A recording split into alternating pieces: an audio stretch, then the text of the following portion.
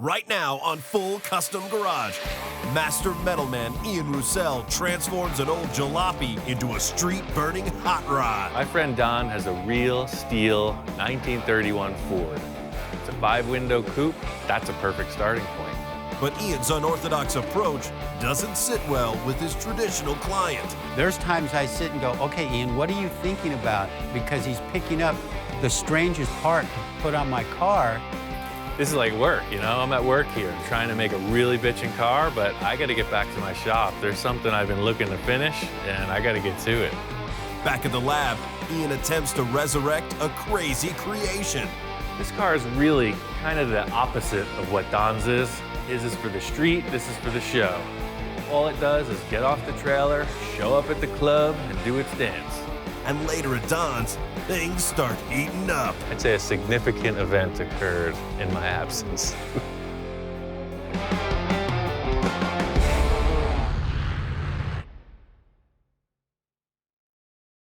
Hot rods are a purely American thing. They started with early Fords mostly, 20s and 30s Fords. As I understand, GIs came home from World War II, they wanted to go fast. These were made from cheap cars that were just sitting around, just waiting to be hot rodded. The primary reason these cars were modified was to go fast. The looks just kind of followed the function. Chop top, for instance, was to streamline the car. These cars had big, tall, square roofs, so the chop top came about from hot rodding. The big draw to these cars is that they're just a blast to drive. They're lightweight, big horsepower. It's just a pretty gnarly experience. These cars are really desirable. They're making fiberglass reproductions, all steel reproductions, so to find an original surviving all-metal body, that's the best starting point. Ian and I have been friends for a while. We've worked on several projects together. He gets excited coming over here to see all the projects that I have. I like things a little more simple, and Ian's way more creative. This is like ideal hot rod material. It's a little bit too far gone if you needed to restore it. All the mechanical parts are junk, but for a hot rod, this body is really good. Just as we started this project, I was injured, and I've been laid up for almost a year now. And this has been the best therapy, with Ian as motivated as he is, and me knowing I wanted to finish this project and get it going, the relationship on that worked out really good. Don's wanted to bring this car back to life for years. It's literally, I don't know, 30 years, 40 years sitting around. This car's been in the family for almost 50 years now. It needed to do something with it. It was just a cool car. I love this car. It's really old. It's not rotten. It's been through some stuff. It's an old car. Got crunched in on the side. The frame is toast, but the body is totally usable. It had been heavily damaged in an accident when it was in storage. And that kind of took the wind out of the sails on putting it back to original. And that's when we truly decided to go all out with it and build a new frame for it. I have a lot of ideas the way I want this car to come out, and Ian's creative mind, I'm sure he's got a lot more different ideas as well. So this is going to be interesting on this project. There's a show coming up. I just want to go see what's around, get some inspiration, and start this new project. The Ventura Nationals has gone through a couple different transitions. It used to be called the Primer Nationals, but the primered cars have evolved into, like, you'll see, full custom blowout. This show is happening.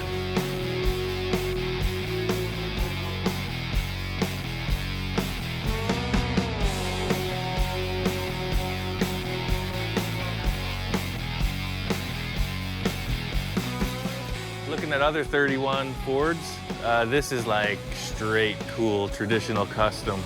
This is a lot like Don's in that it's a highboy. It's on the stock frame. It's running a Chevy V8 motor. It's just, you know, this is a really clean car. It's the way you would see it done in the 50s or 60s. And it's just a bitchin' look. The way they got the paint set up, it looks kind of old and patinaed. But this is a real hot rod. Good stuff. It's the same year. It's a 31 Ford. It's unchopped. It's a highboy. It's up on top of the frame. This one I consider even more traditional. It has the wishbones, but they haven't been split, so it sits taller. It's got a flathead V8 motor in it. It's totally legit hot rod. It's the real deal. The exhaust on this car is bitchin'. I really like it. It makes a mess, but it looks awesome. Seems like everything with hot rods has been done. I'm always trying to break new ground, but I see these traditional cars that are pretty mellow, and they're damn nice. Kinda on the fence. I know where I want to go, but sometimes you just gotta hold back. We really started this project about a year ago. I built a whole frame for it, and we haven't done anything since. I made the whole front clip look like a stock car. That's when the debate really started. I wanted to lengthen it out about 8 inches just so we'd have more room in the cab of the car. I'm trying to build it as comfortable as I can. The problem with extending the wheelbase is it's not that Model A hot rod that you see on the lakes in the 50s. Those cars were running a stock wheelbase most of the time, and that's the look. But I was going for more of the practical look, had to make it comfortable. Don really wanted room in the footwell, so we ended up making the chassis 6 inches longer. For the rear part of the frame, I used 2x3, 1/8 wall, and I used the Model A frame as a template where I put this little jog in it. I just set that up and took the 2x6, just made a join and then plated them with a 1/4-inch plate on the outsides all the way around. We don't have a proper hot rod front axle, so I'm looking for something that looks like it. Don's got a '59 Ford truck in the back, and I think I can modify that to work. Since we need a front axle for the 31, I did this on another car, like a T-bucket I built. I used a truck axle. So it's cool because these straight axles, they have hydraulic brakes. They got the old school wide 5 bolt pattern. The cool thing about this axle is Don's already got it. It's here, it's got a great brake setup. A lot of guys would convert their cars to truck brakes, and really that's the main benefit. I'm just using the whole axle, but it's all about stopping. It's a no-brainer. I'm just gonna cut off the leaf spring mounts and create a new mount for the hot rod style spring. All right, so that's the deal. The main thing I'm gonna have to do before I start, see these pads where the old leaf springs used to mount? I'm gonna cut straight through and then weld a bracket on to hold the new radius rods.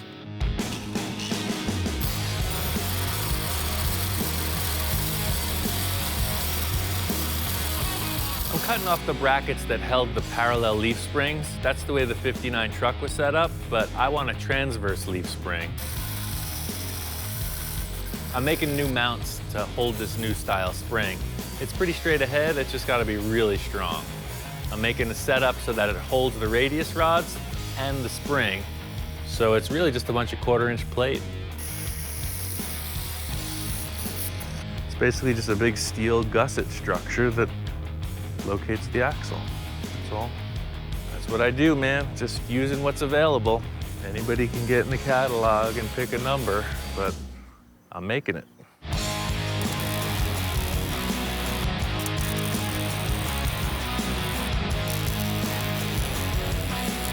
This axle's done. I painted it black. It's a very simple thing. Just a bunch of bolts at this point, and it's ready to roll. Don ordered the radius rods from the catalog.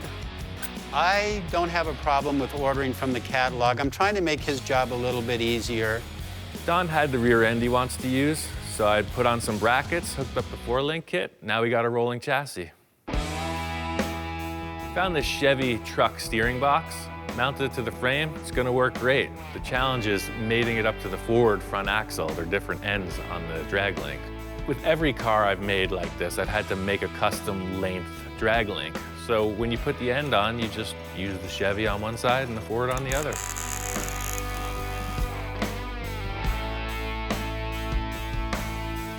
With all the stuff that I have around here, Ian really has never asked me to go buy anything for a project. I really like using stuff that's around. There's sometimes you can't get away from ordering parts, bushings, heim joints, that type of thing. But I really just like to find stuff and modify it to fit what we're doing. I think that's the whole thing about being a fabricator instead of a restoration-minded person. I'm looking for stuff that I can use, cut it apart, and make it happen. Somebody who's restoring a car is looking for the proper thing that bolts back on. Now that it rolls and steers, there's a few other mechanical things I gotta wrap up and then get on to the aesthetics. So the engine and transmission are basically out of a '67 Mustang. So we're using the same radiator. I built a simple angle iron frame to support it, and it's gonna get held on with 2 bolts to the frame like the stock one, and then it'll just have 2 locating rods to keep it upright that hit the cowl. This is pretty rad. It's a 32 Ford. It's a reproduction grill shell. All right, we're still waiting to figure out what we do about the insert, but that's pretty much the setup. The next step is to mount the headlights and then create some kind of a shock bracket. Typical setup on the Model A hot rod is the headlight mounts have an integral shock mount. It's another thing you could order from the catalog, but I'm trying to make this car Don's. Put as many unique things in it as you can, so I'm just gonna make them out of some 1/4-inch steel plate, and really it's a no-brainer. The whole thing about this setup is strength. Those headlights are nice. You don't want them falling off. So the shock absorber is gonna be pushing and pulling on the headlight mount. It's gotta look cool, it's gotta be super strong. You can't mess with these headlights. Polished stainless steel with the cool little lights on top. Money, it's good stuff.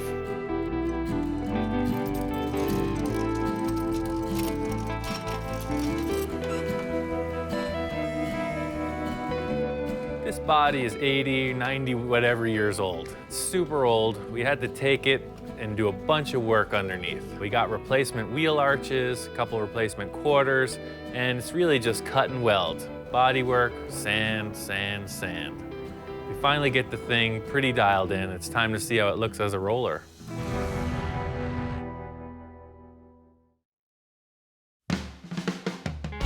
Don's got the treasure. He's got this Chevy truck steering box, but it ain't gonna work. The stock truck steering box is just one long rod. It's a straight shot from the steering wheel to the box. The Model A is way smaller, so we gotta bend it a bit. Took the steering shaft, cut it a few times, put in 2 universal joints and a couple mounts. There you have it. It's a bent steering rod, and it works perfect. The whole deal is getting the steering wheel in a comfortable position to drive. The steering box is pretty far off from where it would have been in the stock location. Car's lower, so we had to modify the steering shaft. Getting the steering column together was pretty important. You can research or think about anything as much as you want, but the proof is in the test, and it works great. Once I saw the body on the chassis, all I could think was chop top, but Don's hesitant. This car is an all original, it's an all steel car. I would like to keep it looking as much like an original car as I can. That's why I'm really dragging my feet on chopping the top on this one. In the end, Don's looking for a comfortable driving car, so no chop top. I'm just trying to help Don build his car.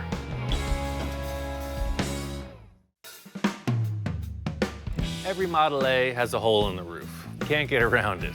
One of the cool factors is it really gives you an opportunity to kind of make your mark. I've been looking around all over, trying to figure out what's gonna be cool.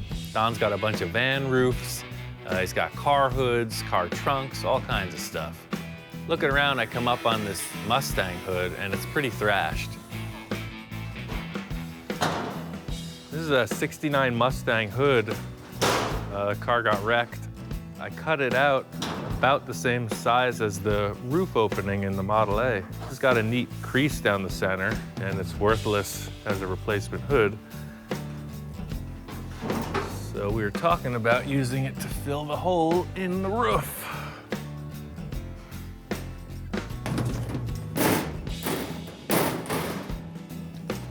The contour fits, and it's got this cool little detail in the roof.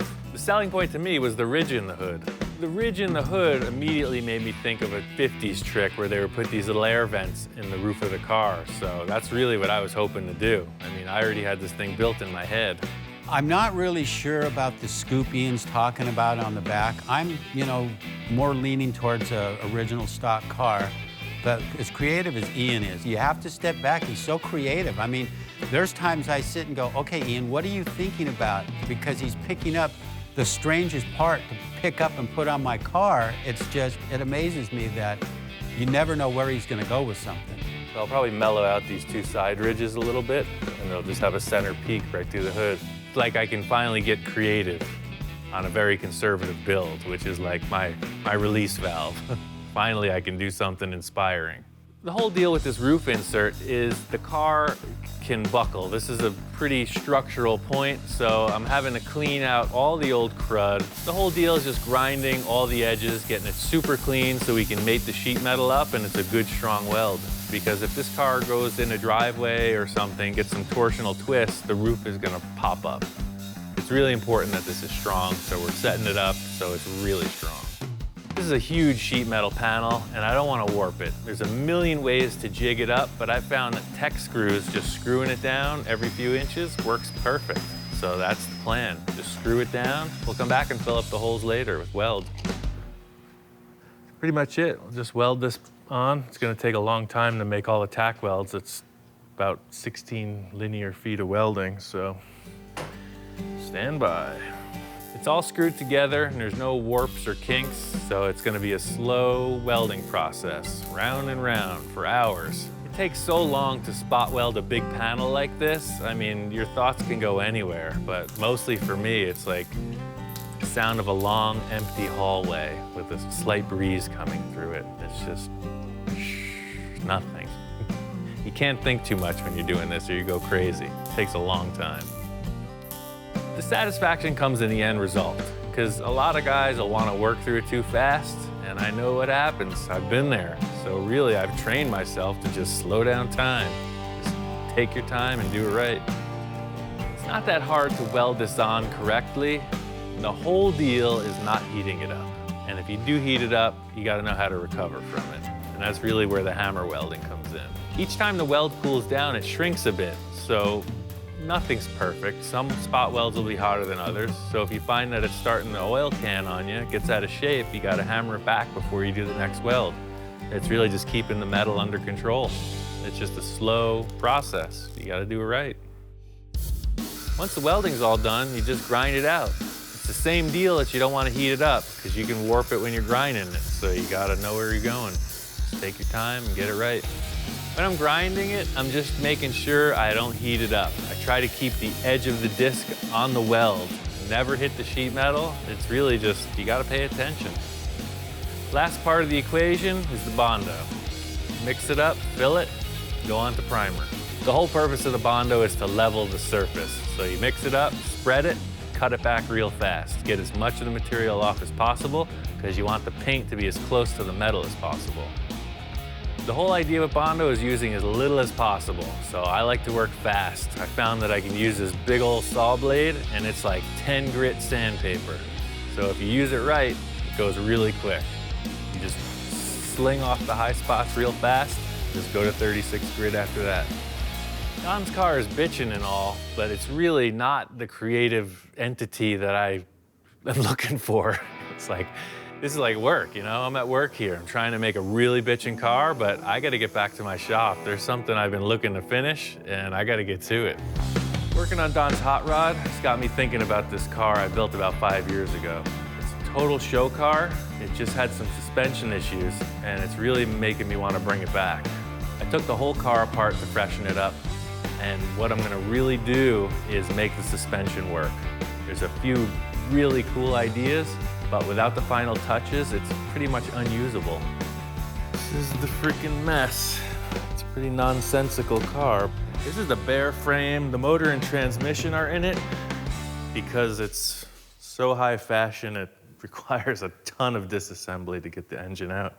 So today, I just gotta come up with a plan. When I originally built the car, I had taken 2 airbags and stacked one on top of the other so they would blow up like an accordion. They were huge. So the airbags, you can see what I did. I just hogged out the threads on this so they just located. So they would fit together like that, a double stack. But the problem was with the arc of the suspension, they would literally turn into a noodle. And if the axle twisted, then they would come apart. They would pop out of the car. So this bag would be here, and then it would just literally break free. The worst thing was that the car could barely even get on the trailer. Even as a trailer queen, it couldn't do that one simple task. The cool factor is it looks like a toy. It looks fake. It was a super simple design. The 2-link is okay, but it needs a third. It needs something to stop it from going left to right. The whole deal with this modification is I do have to put in suspension components and basically busy up the design a little. I'm trying to make it look as cool as it did in the beginning, but without these extra parts, it just doesn't work. My challenge is to make it look as cool as possible and still drive.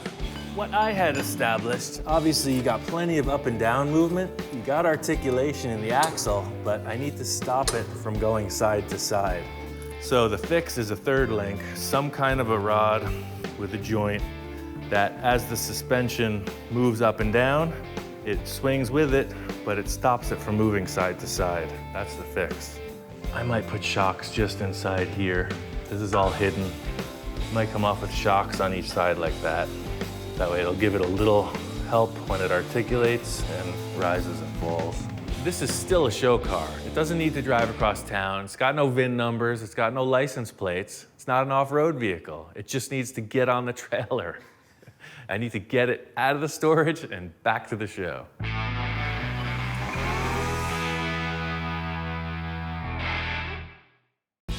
Goal today is to get this thing to have shocks and a 3rd link in the suspension. I was able to get a couple shocks, Volkswagen front shocks from an early 60s Bug. I figured they're gas charged, so this isn't a performance car. These were around, and I'm gonna make them fit, even if they wouldn't otherwise. Went digging around in my friend Don's back lot. I was able to come up with an old tie rod from a car. I always like to put a little Volkswagen in every project. I'm using VW front shocks, and I found this tie rod at Don's. I'm gonna make into a 3rd link for the suspension. I just cut one end off. I have to cut it to length, but I think this will work perfect for the cross link. I'll have to come up with a couple mounts and mount this crossways in here so that as the suspension travels up and down, it won't go side to side. The first step today is to create an upper shock mount. I'm really trying to make this thing look like it belongs on the car and not an afterthought. So it's got to be strong and it's got to look as cool as the rest of the vehicle. I've really been tossing around a few ideas on how to build this thing. What I really know is that I don't want to grind on the frame. I don't want to disturb the paintwork that's there. So I'm trying to come up with a creative idea that'll bolt on. What this needs to do for functionality is locate the upper bushing on the shocks. I got a whole bunch of this, it looks like 1x3 or so rectangular tube. So if that sits on here, then once the shock is collapsed, it comes out to just about the right measurement. So if I set that up like that with a bolt going through, that should work perfect. They're gas charged, they gotta be really secure. It's got to be a strong part and it's got to look cool. I'm trying to make this thing look like it belongs on the car, and I've got drilled holes all over the thing. Some are dimpled, some are all the way through, so probably going to come up with some kind of a thing that matches parts of the suspension. I just cut an 11-inch piece of that 1x3 rectangular stock, drilled a bunch of holes. It took a while. I left the ends without holes because I'm going to put 2 small pieces of tube so I can put a bolt through it. I used a TIG welder to fit the bushings on the end of this rectangular bar. I did that primarily so it's a really neat weld, simple, minimal. There's no finish work, it just looks cool. The whole concept with this from the beginning was to make it look like it wouldn't work. So I'm still trying to keep all these functioning parts kind of minimalistic standpoint. When you look at the car, I don't want you to see a bunch of accessories bolted on. I'm trying to keep it low key. All right. So that worked out good. But the shocks, I think I'm gonna trim these shocks a little bit because that looks too stock. So this whole upper shock looks pretty bulky, and you don't really need this. This is just like a shield for a street car. You'll see what the deal is. I'll just cut this whole top off and it'll look pretty clean. The whole idea is this being a show car, I want you to look at the flashy stuff. This isn't a focal point, this is purely function. Taking these upper shrouds off of the shock, just because it makes them look a little lighter, a little cooler. You got a nice shiny chrome rod coming out of it. Just looks cooler. They put these shrouds on it for cars on the street, keeps water, rocks, any kind of crud out of the moving part. But this doesn't have that. This car's never gonna be in the rain or in the mud, so no crud's gonna go down into the shock absorber. So it was primarily for looks. It looks bitchin'. The primary difference in the setup between Don's and my car is I'm using an airbag system. They both have a center mount, but his leaf spring is the thing that locates the axle and keeps it centered. My design for the airbag doesn't have anything to keep the axle centered, so I need to put this third link in. That'll keep it from self-destructing.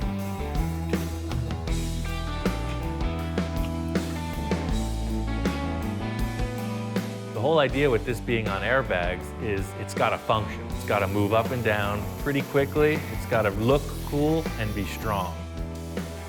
Everything seems to be working, but you never know what could go wrong. I mean, this is a raw chassis. Everything seems to be operating, but I'll never know until I get the thing assembled, so we'll see. Spent a bunch of time getting some stuff done on my car, and that's cool. But really, I love to finish projects. Don's car is so close, it's good to get back here. I'm really looking forward to driving the thing. It's great to have Ian back. While he was gone, I was finishing up on running the brake lines, the fuel lines, some of the electrical that's going into the car.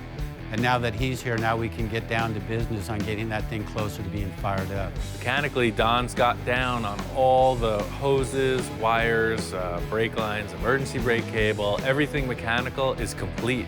Bolting in the drive shaft and modifying the rear forelink are the last two things, and mechanically, it's there. Cool factor times 10. We got some Coker tires, installed some radial white walls, 165s in the front, 235s in the back. It's got the classic big and little hot rod look.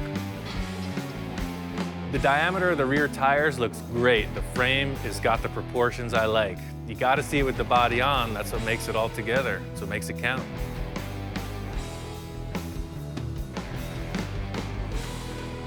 Well, the body's in good position. I gotta see what this thing looks like. Been waiting a long time. A lot of effort's gone into getting this far, so let's see what it looks like in the sunlight. I like it, sir. I like it too. It's so nice to finally see this car going someplace. It's been sitting for 40 some odd years. Now to see it getting so close, I'm so excited about getting that car running and getting it down the road. It is absolutely bitchin'. I couldn't have asked for a better car. You've seen this car kind of mocked up 100 times already, but with the tires and the paint, this thing is ready. It's looking good. The last bit of fabrication is the exhaust dumps. Don's got a bitchin' set of headers, and they need mufflers. We're bolting on the headers, and I'm gonna fabricate the rest of the exhaust. Don got these old school glass packs, and he wants to run them underneath the doors along the frame like that.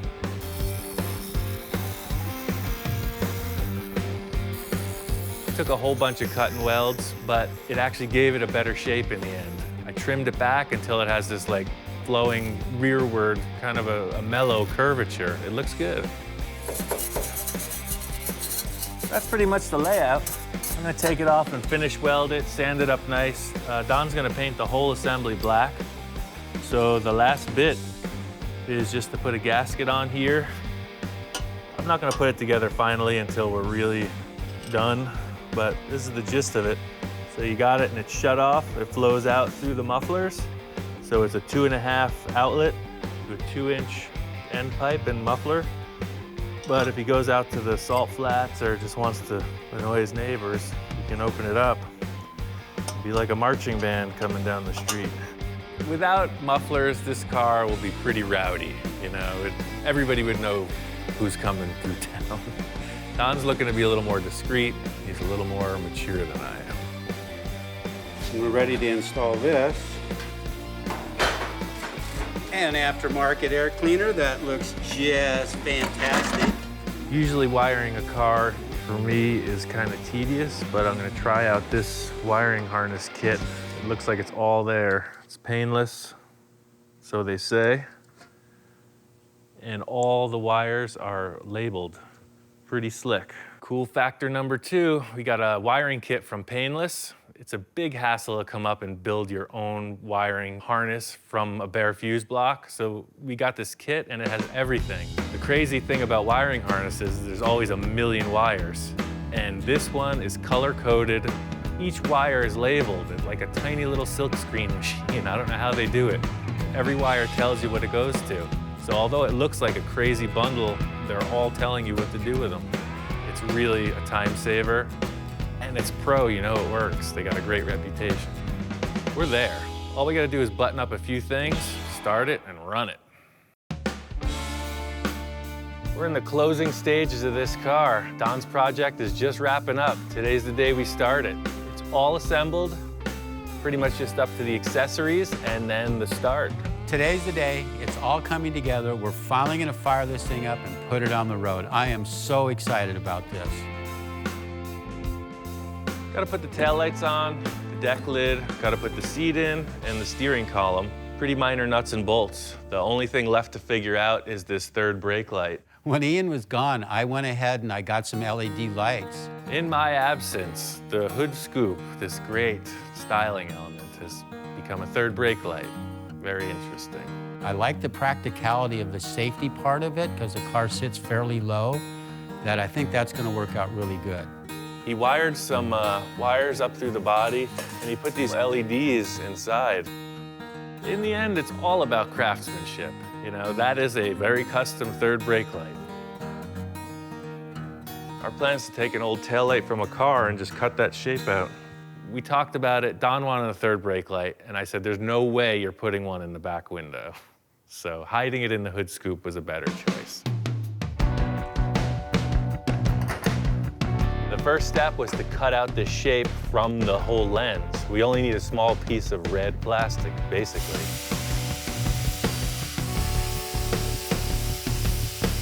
Just creeped up on it. First I cut it with like a heavy cutting disc, and then I used a sander to just creep up on the final shape. I put a little bevel in it as it meets the body. It'll be like a 45-degree angle, so it'll sit right up against the flange that is in the body. We'll just glue in the seam with a little bit of silicone and just call that done. Oh, look at that. Boy, somebody will see me from miles away. Perfect. Another wonderful job by FM Ian. The final step of the whole freaking build. We're there. Don's gonna set up some tool to raise the oil pressure. The motor's been sitting for years, so Don needs to bring up the oil pressure and then rotate the engine a few times and get everything lubricated. I'm pretty stoked. Don turned the key and the thing popped right off. It fired right away.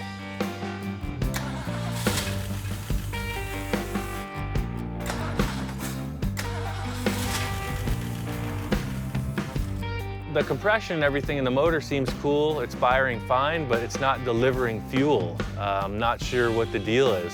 It's pulling the fuel up out of the tank, but it's like sort of just pulsing. It's not really delivering the gas the way it should. For some reason, the gas isn't getting to the engine. Don's gonna set up something with a fuel pump or whatever, but I gotta take off. I gotta pick up a car and deliver it to another client. So I'm gonna come back in about an hour. Should wrap this up and we're gonna run this thing. We're ready to rock. I'd say a significant event occurred in my absence.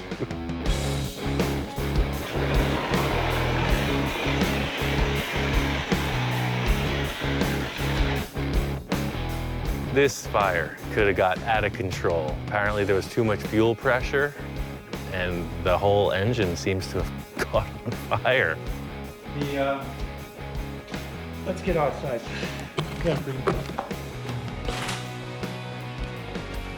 What happened was the seat and the carburetor stuck open.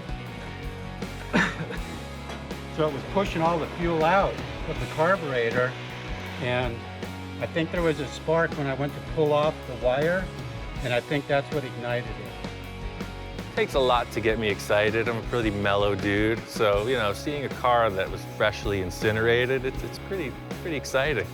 I can't say I was really disappointed because it's exciting, you know? I'm into that kind of stuff. It's a bummer, the car's filthy now, but pretty cool. Not everybody catches their brand new car on fire. It's not going to run tonight. It will run. It will make it to the show. It's just going to take cleanup time now. Yeah, well, nothing's burnt. It's just dirty. No. It's very minor damage. Well, apparently getting gas isn't the problem now. It seems to get plenty of fuel. So I think we solved that problem. I guess all we got to do is wash it up and run it.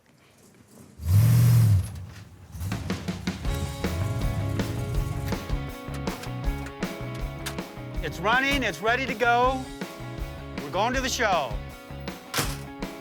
Well, I had to clean up the mess after the fire, and that was a little challenging, but we got all the powder off of the car. Have not fixed one burnt wire yet, but that'll get fixed later on, and adjusted the timing on it, and it's good to go. I'm really happy with the way this whole build went because the car is easy to get in and out of. It's a nice car to drive. It handles well, it corners well, it stops well, and the wife can get in and out of it well. I'm just so tickled. I mean, I couldn't have asked for anything more, or a person that Ian's caliber to help me with my own personal project. Working with Ian, he has taught me that you can make things absolutely bitchin' with the simplest tools, the simple material, that you can take something and make the most awesome stuff with it. That I have learned from him. I really appreciate that.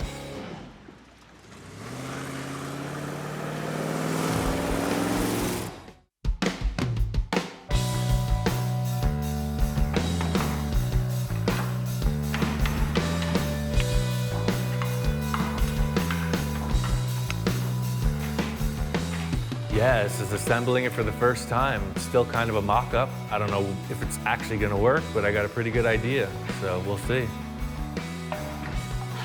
This car is really kind of the opposite of what Don's is. His is for the street, this is for the show. It's high fashion. All it does is get off the trailer, show up at the club, and do its dance. It has no other purpose except to get attention.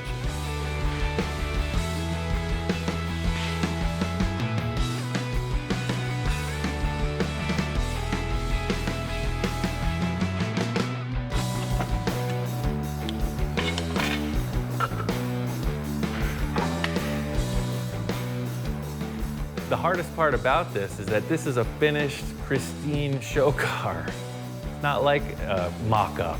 So I'm really trying to be careful. I want to assemble it, polish it, and show it.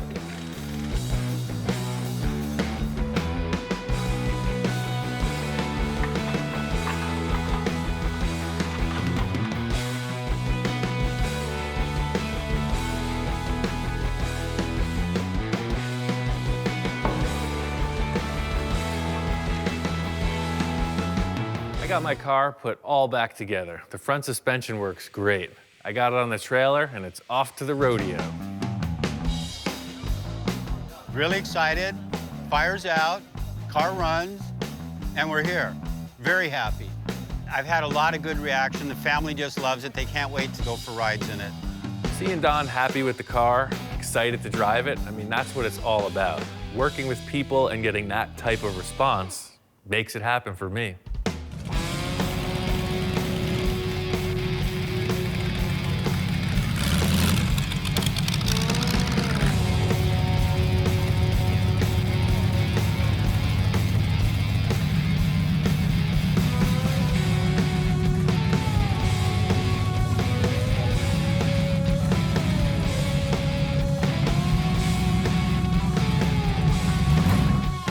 How you doing, man? I guess what kind of engine? Like Pontiac, Oldsmobile? Oldsmobile. Okay. 48, yeah. How does it go? It drives like a jalopy. It's Yeah? like It's got some poop? it's like an angry little go-kart. Yeah? Yeah. Is that like about a 38 bone body? It's a Chevy. Oh, it's a Chevy. Yeah, it's a 31 Chevy. I'll be See darned. all the extra lines in the Yeah. body? Yeah. Well, what was it, a two-door sedan or It was a four-door. Oh, and you shortened it up? Everything, yeah. Yeah, I shortened it a little. Made it The whole channel, 9 yards. chopped it, Channeled it, sectioned it, and painted the mother pink. Well, what a car. I never seen nothing like that in my life. I've been around for 77 years. Right on. That's cool.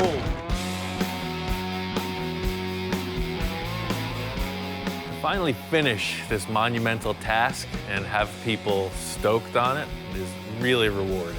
You know, I built the car for me, but the people like it.